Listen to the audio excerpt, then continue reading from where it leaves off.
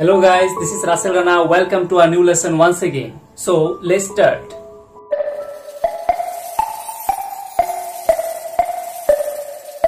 আজকে আমরা কথা বলবো বিন্যাস এবং সমাবেশ নিয়ে, পারমুটেশন এন্ড কম্বিনেশন।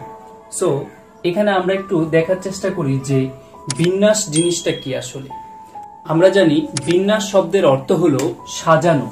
বিন্যাস শব্দের অর্থ হলো সাজানো, যদি আমরা খাঁটি বাংলায় বলি। তাহলে এই বিন্যাসটা বুঝতে গেলে আমাদের প্রথমে যে জিনিসটি বুঝতে হবে সেটি হলো গণনার গুণনবিধি ব্যাপারটা কি। ওকে, একটু খেয়াল করি। গণনার গুণনবিধি আমরা বুঝতে গেলে আমরা খুব সহজে বুঝতে পারি এইভাবে। একটা উদাহরণের মাধ্যমে সহজে বোঝার চেষ্টা করি। খেয়াল করি, আমরা ধরে নিলাম এটা হলো ঢাকা, এটা হলো গফরগাঁও, এটা হলো ময়মনসিংহ। এখন প্রশ্ন হলো, এই ঢাকা থেকে গফরগাঁও যাওয়ার রাস্তা আছে একটি, দুইটি এবং তিনটি, এবং গফরগাঁও থেকে ময়মনসিংহ যাওয়ার রাস্তা আছে দুইটি। ওকে, আমি যদি এখন এখানে প্রত্যেকটি রাস্তাকে ইন্ডিকেট করি, এখানে এই রাস্তাটাকে এ দিয়ে, এটাকে বি, এটাকে সি দিয়ে ইন্ডিকেট করলাম, ডি এবং ই দিয়ে ইন্ডিকেট করলাম। এখন যদি কাউকে প্রশ্ন করা হয় যে ঢাকা থেকে ময়মনসিংহ যাওয়ার উপায় কয়টি, তো এখানে দুই ধরনের প্রশ্ন হতে পারে। কেউ চোখে দেখে প্রথমেই বলে দিবে যে এখানে উপায় হলো 5টি, আর কেউ কেউ বলবে যে সে একটু গাণিতিক ভাষায় বলবে যে ঢাকা থেকে ময়মনসিংহ যাওয়ার পথ হলো, এখানে উপায় হলো 6টি। এখন আমরা একটু দেখার চেষ্টা করব যে এখানে ঢাকা থেকে গফরগাঁও হয়ে ময়মনসিংহ যাওয়ার উপায় কি আসলে 5টি না 6টি। খেয়াল করি, আমি যদি এই এ পথ দিয়ে ঢাকা থেকে গফরগাঁও যাই, তাহলে গফরগাঁও থেকে ময়মনসিংহ যাওয়ার আরো আমার পথ আছে 2টি, উপায় আছে 2টি। তাহলে প্রথমে এ এর ক্ষেত্রে কি হবে, আমি যদি এ দিয়ে গফরগাঁও যাই তাহলে আমি ডি দিয়ে ময়মনসিংহ যেতে পারি, ই দিয়েও যেতে পারি। তাহলে আমি যদি সাজাই এরকম হয় এ ডি, অথবা আমি বলতে পারি এ ই। তাহলে এর জন্য, এই এ পথের জন্য গফরগাঁও থেকে ময়মনসিংহ যাওয়ার পথ আছে আরো 2টি। ঠিক একইভাবে যদি আমি বি এর কথা চিন্তা করি, বি পথ দিয়ে যদি ঢাকা থেকে গফরগাঁও যাই এবং গফরগাঁও থেকে ময়মনসিংহ যাই, তাহলে আমার পথ হবে বি দিয়ে আমি গেলে গফরগাঁও থেকে বি ডি দিয়েও যেতে পারি, অথবা বি ই দিয়েও যেতে পারি। ঠিক একইভাবে আমি যদি সি দিয়ে যাই ঢাকা থেকে গফরগাঁও, তাহলে আমি ময়মনসিংহ যেতে পারি সি ডি দিয়ে অথবা সি ই দিয়ে। তাহলে আমরা একটা জিনিস খেয়াল করছি যে এখানে মোট কতগুলো উপায় তৈরি হলো। আমি এটা একটা আয়তক্ষেত্রের কথা চিন্তা করি, তাহলে তার দৈর্ঘ্য বরাবর 1, 2, 3, দৈর্ঘ্য বরাবর আমরা দেখতে পাচ্ছি 3টি উপায় আছে, প্রস্থ বরাবর আমরা দেখতে পাচ্ছি 2টি উপায় আছে। তাহলে এখানে মোট কতটি উপায় আছে, তো মোট উপায় আছে হচ্ছে 3 into 2, দ্যাট মিনস 6টি উপায় আছে। তার মানে 5টি না, উপায় হলো 6টি। তো এটা আমরা কিভাবে বের করলাম, দেখা যাচ্ছে এখানে বারবার যোগ আসতেছে। তো বারবার যোগ জিনিসটাকে সংক্ষিপ্ত করে লেখা হয় গুণ এর মাধ্যমে। তার মানে এটাই হলো গণনার গুণনবিধি। তো এই জিনিসটা আমাদের পারমুটেশনে সবসময় ব্যবহৃত হয়। তো আমরা যদি পারমুটেশন বুঝতে যাই, এই গণনার গুণনবিধিটা খুব ভালো করে বুঝতে হবে। ওকে, আমরা একটা জিনিস খুব সহজে বুঝতে পারছি যে যে কয়টি উপায় থাকবে সবগুলোর গুণফলই হচ্ছে গণনার গুণনবিধি। তো আমরা যদি গণনার গুণনবিধিটা আরো ভালো করে বুঝতে চাই, আরো একটি উদাহরণ দেখতে পাচ্ছি। তাহলে এখানে আমরা দেখতে পাচ্ছি ঢাকা থেকে কুমিল্লা হয়ে চিটাগাং হয়ে কক্সবাজার আমরা যাব। তাহলে আমরা কত উপায়ে যেতে পারি, তো এখানে আমাদের পথগুলো দেওয়া আছে। তা আমরা কি বলছি, খুব সহজে বের করার উপায় হলো এখানে যে কতগুলো পথ দেওয়া আছে সবগুলো গুণ করে ফেলা। এখানে দেওয়া আছে কয়টি, 4টি, এখানে দেওয়া আছে 3টি, এখানে দেওয়া আছে কয়টি, 2টি। তার মানে আমরা কত উপায়ে যেতে পারি, এখানে 3 4 12, 12 দুগুণে 24, তার মানে 24টা উপায়ে যেতে পারি। তো এটা যদি আমরা বুঝি তাহলে পারমুটেশনের ব্যাপারটা খুব সহজে বুঝে যাব। ওকে, আমরা এখন দেখব বিন্যাস বা পারমুটেশনের ফর্মুলা কিভাবে গঠিত হয়। ওকে, খেয়াল করি এখানে A B C D E F, মনে করলাম এখানে 6 জন লোক আছে বা ব্যক্তি আছে। তো আমাদের কোন একটা রুমে আমাদের মনে করলাম 1 2 3 4 5 6টি আসন আছে। তো এই রুমে 6টি আসনের মধ্যে আমাদের এই 6 জন লোককে আমরা কত ভাবে বসাতে পারি।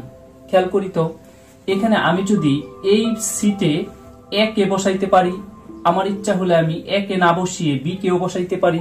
আমার বি কে ইচ্ছা না হলে আমি সি ডি ই এফ যে কেউ কে বসাইতে পারি। তো এইখানে প্রথম সিটে আমি যেহেতু যে কাউকেই বসাইতে পারি, তাহলে আমার হাতে অপশন আছে কয়টি?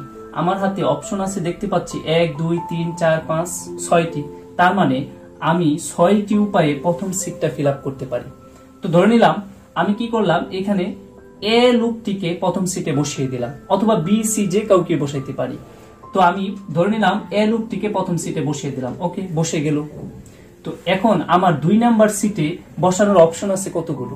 দেখতে পাচ্ছি B C D E F, তার মানে আরো 5টি অপশন আছে। তাহলে এর থেকে যে কাউকে আমি 2 নাম্বার সিটে বসাইতে পারি। তাহলে আমার হাতে কয়টা অপশন আছে 2 নাম্বার সিট ফিল আপ করার? আমার হাতে অপশন আছে হচ্ছে 5টি।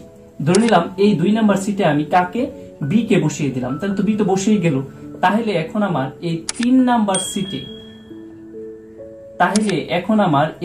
নাম্বার সিটে বসানোর অপশন আছে কয়টি? আমি সি ডি ই এফ তাদের যে 4 জন আছে তাদের যে কাউকে আমি 3 নাম্বার সিটে বসাইতে পারি। ধরে নিলাম আমি কি, তাহলে আমার উপায় কয়টি? তাহলে আমার এই 3 নাম্বার সিটে বসানোর উপায় কয়টি আছে? 4টি আছে। ধরে নিলাম আমি কি করলাম, যে 3 নাম্বার সিটে সি কে বসিয়ে দিলাম, ওকে। এখন আমি 4 নাম্বার সিটে বসাবো। আমার হাতে অপশন আছে কয়টি? ডি ই এফ 3 জনের যে কেউকে আমি এখানে আমাদের এই 4 নাম্বার সিটে বসাইতে পারি। তাহলে আমার অপশন হলো কয়টি? 3টি 4 নাম্বার সিটে বসানো। ধরে নিলাম আমি 4 নাম্বার সিটে ডি কে বসিয়ে দিলাম। তাহলে এখন আমার এই 5 নাম্বার সিটে বসানোর অপশন থাকবে কয়টি? ই এবং এফ, যে 2 জনের যে কাউকে আমি 5 নাম্বার সিটে বসাইতে পারি। তাহলে আমার অপশন হলো 2টি। তো আমি 5 নাম্বার সিটে ধরে নিলাম ই কে বসিয়ে দিলাম। তাহলে এখন আমার এই 6 নাম্বার সিটে লোক বসানোর অপশন কয়টি? বাকি আছে 1 জন, তার মানে আমার অপশনও 1টি, ওকে। তো এই জিনিসগুলোকে এখন আমরা কি করব, যদি গুণ করে দেই তাহলে এই 6 জন লোক থেকে এই 6টি সিটে বসানোর উপায় চলে আসবে। তাহলে আমি কি করব, 6 × 5 × 4 × 3 × 2 × 1 এই কথাটা আগেই বলে আসছি গণনার গুণনবিধি। তাহলে এদেরকে যদি আমি গুণ করি তাহলে আমার হাতে অপশন হয় 720টি। তার মানে এই 6 জন লোককে 6টি সিটে বসাইতে গেলে আমি 720 উপায়ে সাজাতে পারি অথবা বসাতে পারি, ওকে। তো এখানে 6 থেকে 1 পর্যন্ত গুণ সংখ্যাটাকে আমরা গণিতের ভাষায় এভাবেও বলতে পারি কি, 6 ফ্যাক্টোরিয়াল। ফ্যাক্টোরিয়াল এভাবেও লেখা হয় 6 ওয়াট চিহ্ন দ্বারা। তাহলে এই 6 থেকে 1 পর্যন্ত এই যে গুণগুলো বোঝাচ্ছে, এটাকে আমি গাণিতিক ভাষায় লিখতে পারি ফ্যাক্টোরিয়াল 6 অথবা 6 ফ্যাক্টোরিয়াল, এভাবেও লিখতে পারি। তার মানে এখন প্রশ্ন হতে পারে যে এই 6 ফ্যাক্টোরিয়াল সমান কত? আমরা জানি 6 ফ্যাক্টোরিয়াল সমান হলো 720। এখন প্রশ্ন হতে পারে যে এই ফ্যাক্টোরিয়াল জিনিসটাই বা কি? হ্যাঁ, আমরা এই ফ্যাক্টোরিয়াল জিনিসটা নিয়ে এখন কথা বলবো, ওকে। তো এখানে 6 থেকে 1 পর্যন্ত গুণ সংখ্যাগুলোকে আমরা এভাবেও চাইলে লিখতে পারি যে 5 থেকে 1 পর্যন্ত এদেরকে একভাবে রাখবো আর 6টাকে আলাদা করে রাখবো। যেমন আমি এখানে লিখতে পারি 6 × 5 ফ্যাক্টোরিয়াল, ওকে।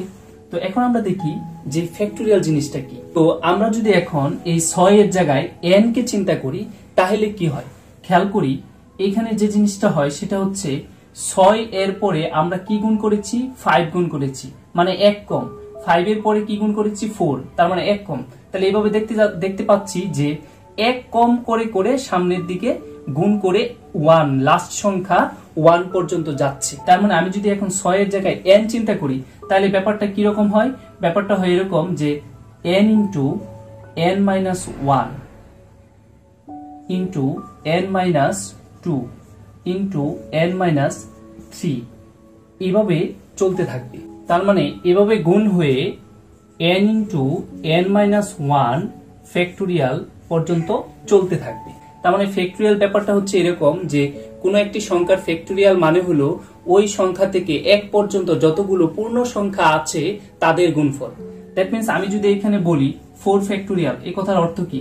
এই কথার অর্থ হলো 4 × 3 × 2 × 1, দ্যাট মিন্স 1 পর্যন্ত। 4 থেকে 1 পর্যন্ত যতগুলো পূর্ণ সংখ্যা আছে তাদের গুণফল হচ্ছে ফ্যাক্টোরিয়াল, ওকে। তাহলে আমরা ফ্যাক্টোরিয়ালের সূত্রটা বুঝে নিলাম যে n ফ্যাক্টোরিয়াল মানে কি। n এর জায়গায় যে কোনো সংখ্যাই হতে পারে। ওকে, তো আমরা যদি এখানে বিন্যাসের আরো একটি ফর্মুলা বের করতে যাই, খেয়াল করি এখানে এ বি সি ডি ই এরকম 5 জন লোক আছে। তো একটা রুমে সিট আছে হচ্ছে 1টি 2টি এবং 3টি। এখন এই 5 জন লোক থেকে 3 জন লোক এই 3টি সিটে বসবে। তো কত উপায়ে বসতে পারে, কিভাবে আমি সাজাইতে পারি এই 5 জন লোককে 3টা সিটের মধ্যে? খেয়াল করি, আমি যদি প্রথম সিটটাতে ফিল আপ করতে যাই এই A B C D E F লোককে, তাহলে আমরা এখানে দেখতে পাচ্ছি 5 জন লোক আছে। তাহলে 5 জন থেকে আমি যে কাউকে নিতে পারি, A B C D E F যে কাউকে নিতে পারি। তাহলে এই নিতে পারার অপশন আমার কাছে সর্বোচ্চ কয়টি? 3 2 5টি। তার মানে আমি প্রথম সিটে কয়জনকে বসানোর উপায় আমার কয়টি? 5টি। প্রথম সিটে আমার লোক বসানোর উপায় কয়টি? 5টি। কেন? এখানে আমার লোক আছে কয়টি? 5টি। তাহলে এখান থেকে যে কাউকে আমি এখানে বসাইতে পারি। আমি এ কে বসাইতে পারি অথবা বি কেও বসাইতে পারি। আমার এ বি পছন্দ না হলে আমি সি কেও বসাইতে পারি। এভাবে আমি মোট সর্বোচ্চ 5টা উপায় এখানে বসাইতে পারি। তো ধরে নিলাম আমি এখানে কি করলাম যে এ কে বসিয়ে দিলাম। ওকে ফাইন, একে বসিয়ে দিলাম 1 নাম্বার সিটে, তো এ বসে গেল। এখন 2 নাম্বার সিটে আমি বসাবো। আমার অপশন আছে কয়টি?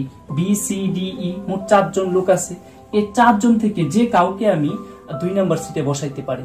তার মানে হলো আমার হাতে 2 নাম্বার সিটে লোক বসানোর অপশন আছে কয়টি? মোট 4টি। ওকে ওকে, ধরে নিলাম আমি 2 নাম্বার সিটে বি কে বসিয়ে দিলাম। 2 নাম্বার সিটে বি কে বসিয়ে দিলাম। তাহলে আমার হাতে 3 নাম্বার সিটে লোক বসানোর অপশন আছে কয়টি? 3টি। সি ডি ই এফ, এই 3 জন লোকের যে কাউকে আমি 3 নাম্বার সিটে বসাইতে পারি। তাহলে আমার 3 নাম্বার সিটে লোক বসানোর অপশন হলো 3টি। তার মানে এখানে যে এ বি সি যে 5 জন লোকের অপশন ছিল, এই 5 জন থেকে 3 জনকে নিয়ে আমি কত উপায়ে সাজাইতে পারি? সেটা হলো 5 × 4 × 3। আর মানে এখানে A B C D E F এই 5 জন থেকে 3টা সিট ফিল আপ করতে পারি আমি 5 × 4 × 3 এই উপায়ে। তো এখন আমরা দেখতে পারি যে এই জিনিসটাকে আমি আরো কিভাবে লিখতে পারি। আমি এটাকে কিন্তু এভাবে লিখতে পারি যে 5 × 4 × 3 × 2 × 1। প্রশ্ন হতে পারে এখানে 2 × 1 আমি কিভাবে নিয়ে আসলাম? তো যেহেতু এই 2 × 1 অতিরিক্ত হিসেবে নিয়ে আসছি, তার মানে এই সমান সমান চিহ্নের সাথে এই সমান সমান চিহ্নের সাংঘর্ষিক অবস্থা তৈরি হলো। তার মানে এই লাইনের সাথে এই লাইন সমান হইল না। তাহলে সেটা আমি সমান করতে গেলে কি করব? আমি যেটা করতে পারি সেটা হচ্ছে যে দুইটা জিনিস গুণ করে উপরে নিয়ে আসছিলাম 2 × 1, এই 2 × 1 কে আমি নিচে গুণ করে নিয়ে আসি। তাহলে কি হলো? এখানে 2 × 1 2 × 1 কাটা যাবে। তার মানে এই লাইনের এই লাইন সমান হবে। Okay fine. তো এই জিনিসটা আমি লেখার কারণটা কি? এটাকে আমি আলটিমেটলি কিভাবে লিখতে পারি? এখন যদি আমি এটাকে ইচ্ছা করলে এভাবে লিখতে পারি, কারণ হলো এখানে 5 এর ফ্যাক্টোরিয়াল করে দেওয়া। যেহেতু 2 × 1 এখানে কম ছিল, 2 × 1 নিয়ে এসে আমি কি করলাম? এখানে সহজে 5 ফ্যাক্টোরিয়ালটা লিখতে পারছি এখন, এবং নিচে আমি লিখতে পাচ্ছি কি 2 ফ্যাক্টোরিয়াল। ওকে, এই জিনিসটা লিখতে পাচ্ছি। তো এখন এই জিনিসটাকে আমি যদি আরো ভেঙে লিখতে চাই, তাহলে আমি এভাবেও লিখতে পারি যে 5 factorial divided 5 minus divided 5 factorial, এই কথাটাও লিখতে পারি। এখন যে জিনিসটা লিখতে পারবো, আমি ঠিক এই জিনিসটাকে আমি যদি এখানে এভাবে সাজাই 5 পারমুটেশন 3, তার মানে হলো এখানে আমি 5 ফ্যাক্টোরিয়াল ডিভাইডেড 5 মাইনাস, এই জিনিসটা আসলে আমি লিখতে পারি 5 পারমুটেশন। এই জিনিসটা 5 পারমুটেশন 3 কে 5 এর জায়গায় আমি যদি n কে চিন্তা করি, তাহলে কি লিখতে পারি? n পারমুটেশন 3 এর জায়গায় আমি r কে চিন্তা করলাম। তার মানে n সংখ্যক জিনিস থেকে r সংখ্যক জিনিস নিয়ে বিন্যাস করলে সেটা কি হয়? সেটা হয় হচ্ছে এরকম যে n factorial divided n minus r factorial.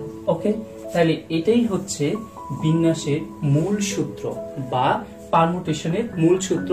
আর এই n permutation r equal to n factorial divided n minus r factorial, সেটা বাস্তবে কিভাবে গঠিত হয় এটাই এখানে আমরা দেখানোর চেষ্টা করেছি। তো আমরা এই সূত্রের আদলে একটি অঙ্ক দেখার চেষ্টা করি। এখানে বলা আছে যে 6 পারমুটেশন 2। তো আমি যদি এই সূত্র মতো করে এটাকে করতে যাই, তাহলে কি হয়?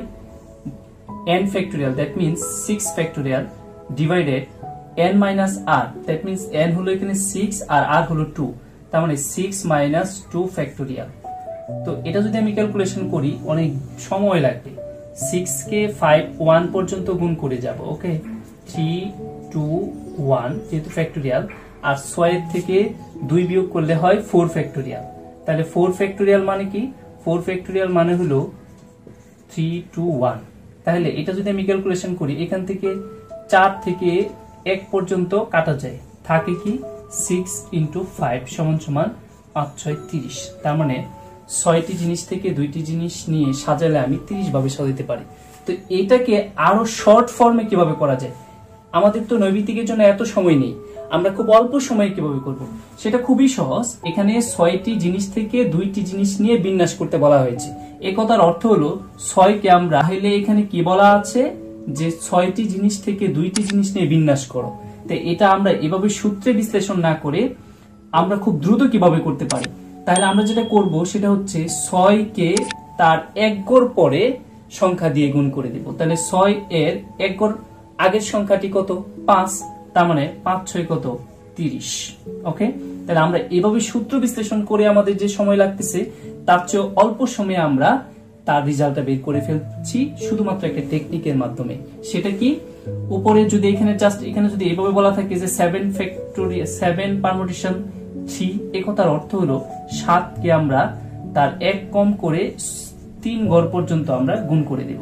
তার মানে 7 6 5 গুণ করে দিলে যে রেজাল্ট আসবে সেটাই হবে তার 7 পারমুটেশন 3 এর রেজাল্ট। যা আমি এভাবে করলে আমাদের অনেক সময় লাগবে সূত্র ফেলে যদি করি। জাস্ট সূত্র থেকে আমরা একটু টেকনিক্যালি যদি চিন্তা করি তাহলে খুব দ্রুত আমরা করে ফেলতে পারি। ওকে।